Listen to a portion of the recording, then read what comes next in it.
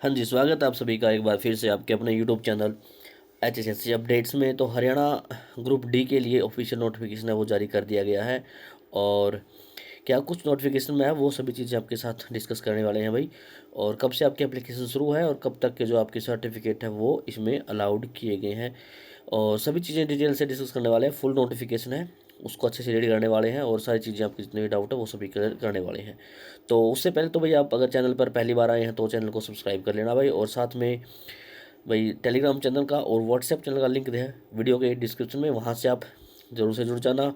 क्योंकि फर्दर जो भी कोई इन्फॉर्मेशन होती है, कोई भी नोटिस होता है, तो आपको मैं जो व्हाट्सएप चैनल है वहाँ पर प्रोवाइड करवा देता हूँ, या फिर अपना जो टेलीग्राम चैनल है अभी फ़िलहाल के लिए बंद है। तो 22 तारीख के बाद वो भी जो भी नोटिफिकेशन है वो आपको टेलीग्राम पर आना शुरू हो जाएंगे। तो अब देख लेते हैं क्या कुछ नोटिफिकेशन के अंदर आया है, और आपको ये बताने वाला हूँ भाई आगे आपका एग्ज़ाम कब तक होने की पॉसिबिलिटी है। तो चलते हैं आपको नोटिफिकेशन पर लेकर। तो ये भाई आपका 99 पेजेस का है, जो नोटिफिकेशन है वो जारी हुआ है ग्रुप डी के लिए, सीटी के लिए। और यह 18 तारीख को ये जो है पब्लिक हुआ है, और इसकी जो भी 19 तारीख से जो आपके रजिस्ट्रेशन शुरू होने वाले हैं। और उसके बाद इसकी जो लास्ट डेट है वो रहने वाली है भाई 3/7/2026 है। और फीस डिपॉजिट करने की जो लास्ट डेट है वो रहने वाली है 6/7/2026। और उसके बाद अब अगर फिर करेक्शन या फिर कुछ एडिट करना अपने एप्लीकेशन फॉर्म के अंदर, वो आपका 2 दिन का टाइम को मिलने वाला, 3 दिन का टाइम को मिलने वाला, 7 से लेकर 9 तारीख तक।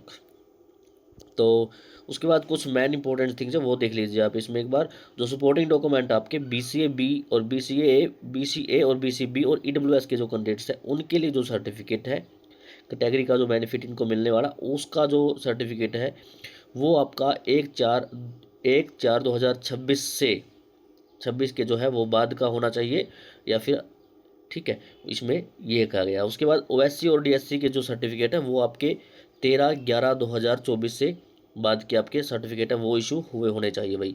ठीक है, ये था आपका OSC के लिए, और ये था आपका जो EWS और BCB के लिए। ठीक है, उसके बाद आपका PWD और ESP के लिए भाई जो है आपके सर्टिफिकेट है वो क्लोजिंग डेट है उससे पहले के होने चाहिए। और उसके बाद जो ESM वाले जो कैंडिडेट है उसका जो है रिन्यूअल है और जो इशू है वो 20/6/2025 से पहले का होना चाहिए भाई। ठीक है, और ठीक अभी जो इसके एडमिट कार्ड है और जो एग्ज़ाम डेट है वो बाद में जो है कमीशन वो बाद में आपको अनाउंस करने वाला है भाई। ठीक है, तो उसके बाद चलते हैं भाई नीचे, हर एक जो डिटेल से मैं आपके साथ बताने वाला हूँ, मेन चीज़ें हैं। ठीक है, तो उसके बाद चैप्टर फर्स्ट में कुछ खास नहीं है इसमें। ठीक है, यहाँ इसमें यही कहा गया है कि जो आपका all applicant need to provide all the required particulars and document designated portal, namely जो वन टाइम रजिस्ट्रेशन पोर्टल है वहाँ पर आपको अपने जो डॉक्यूमेंट्स हैं वो अपलोड करने हैं रजिस्ट्रेशन के टाइम पे। Candidate who have registered on CET advertisement number 1/2022 held on 5 और 6 November 2022 will have to use the same registration number. जो 1/2022 का आपका जो CET का एग्जाम कंडक्ट हुआ था 5 और 6 तारीख को, ठीक है, हेल्ड हुआ था, कंडक्ट हुआ था, उसमें जो आपका रजिस्ट्रेशन नंबर वो सेम आपको इसमें फिल करना है। और उसके बाद जो 1/2025 को हुआ था और आपके 26 और 27 तारीख को जो आपका एग्ज़ाम हुआ था उसमें जो रजिस्ट्रेशन था वो सेम आपको फिल करना है। ठीक है, जो उन्होंने पहले फिल किया हुआ है आपका, जिससे जो CET का रजिस्ट्रेशन पहले किया हुआ है। उससे बाद अगर कोई नया रजिस्ट्रेशन फिल करता है उसके लिए नया रजिस्ट्रेशन नंबर आपको इशू हो जाएगा। अदरवाइज जिसने पहले सबमिट जो है रजिस्ट्रेशन किया हुआ उसको फ्रेश से करने की ज़रूरत नहीं है, उसका जो पहले वाला रजिस्ट्रेशन नंबर है वही पिकअप करेगा पोर्टल पर। ठीक है, उसके बाद ग्रुप डी जो पोस्ट है वो बाद में है सेपरेटली पब्लिक की जाएगी। कितनी पोस्ट हैं वो बाद में नोटिफिकेशन आएगा डिपार्टमेंट से डाटा कलेक्ट करने के बाद है कितनी पोस्टें किस कॉमन कैटेगरी के अंदर कितनी है, और डिपार्टमेंट जो कॉर्पोरेट जब को जो और है कॉर्पोरेशन बोर्ड है उसके अंदर कितनी वैकेंसीज है वो बाद में आएगा नोटिफिकेशन, उसमें पता लगेगा आपको भाई कितनी वैकेंसीज ग्रुप डी की आई है। और उसके बाद इसमें कहा गया है कि जो ग्रुप डी की जो है स्वीपर और चौकीदार और स्वीपर कम चौकीदार की जो पोस्टें हैं उनको छोड़कर सबके लिए है पोस्टें, सब पोस्टों के लिए आपकी 10th मैंडेटरी रहने वाली है। ठीक है, और हिंदी और संस्कृत एक सब्जेक्ट आपका मैट्रिकुलेशन के अंदर होना चाहिए, 10th के अंदर आपके पास होना चाहिए। सिलेबस आपका नीचे जो अपेंडिक्स डी है वहाँ दिया हुआ है, वो भी मैं आपको दिखाने वाला हूँ आगे। ठीक है भाई, और उसके बाद है वही जो सिलेक्शन क्राइटेरिया वही रहने वाला है भाई। ठीक है, क्वालिफिकेशन जो मैक्सिमम क्वालिफिकेशन है वो इसके अंदर 10th है। और उसके बाद है आपका जो स्कोर है वो 100% है, जो CET मार्क्स है, यानी कि कोई सोशियोनॉमी के मार्क्स के अंदर आपको नहीं अब रहने वाले हैं। और जो एग्ज़ाम का जो लेवल है वो आपका मैट्रिकुलेशन लेवल रहने वाला है। 100 क्वेश्चन आपके मिलने वाले हैं और इसमें आपको 1 घंटा 45 मिनट का समय रहने वाला है, और वही जो क्वालिफाई है। और इसमें जो रिजर्वेशन पॉलिसी है, रिजर्वेशन का है, वो बहुत है, इसमें हॉरिजॉन्टल वर्टिकल दोनों लगाई जाएगी। और साथ में भाई इसमें आपको 40% का क्राइटेरिया क्वालिफाइंग का वही रहने वाला है। रिजर्व कैटेगरी के लिए 40, रिजर्व कैटेगरी के लिए है जो 40, और जो जनरल कैटेगरी है उसके लिए 50 रहने वाला है भाई। ठीक है, उसके बाद जो है मेन चीज़ है वो यहाँ देख लीजिए आप, जो नोट है, ठीक है, जो बोल्ड करेक्टर में वो देख लीजिए आप एक बार। For the candidate who have already qualified the CET written exam group D post on 12 January 2024 which is valid up to 11 January 2024। ठीक है भाई, जो आपका 12 जो तारीख को जो ये रिजल्ट जारी हुआ था, उसके बाद है ये वैलिड आपका 2027 तक रहने वाला है।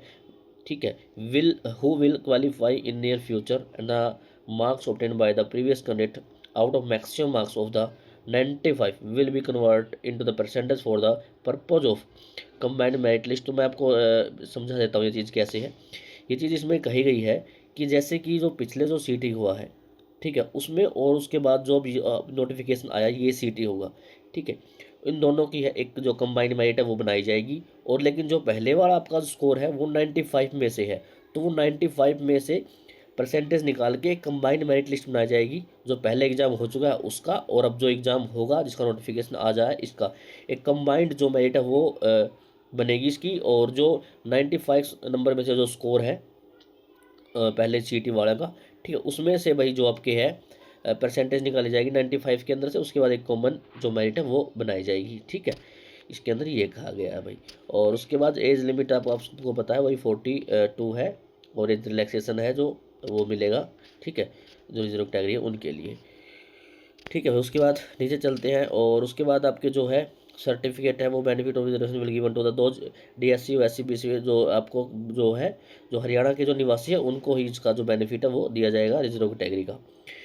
ठीक है, उसके बाद आपके जो है जो सर्टिफिकेट है वो जो डेट ऊपर मैंने जो बताई थी, ठीक है, उससे बाद के जो सर्टिफिकेट है वो होने चाहिए। उसके बाद BCB और BCB का जो क्रीमी लेयर का जो ये उन्होंने बताया है, नीचे इसका जो कंप्लीट नोटिफिकेशन है वो भी साथ में दिया हुआ है, अपेंडिक्स F है, वहाँ पर आप चेक कर सकते हैं इसको। ठीक है भाई, और the certificate should have been issued, और ये बात मैंने आपको ऊपर ही बता दी थी, और यहाँ पे नीचे भी उन्होंने बोल्ड करके बता दिया कि जो सर्टिफिकेट है वो 1/4/2026 के बाद के से इशू हुआ होना चाहिए भाई। ठीक है,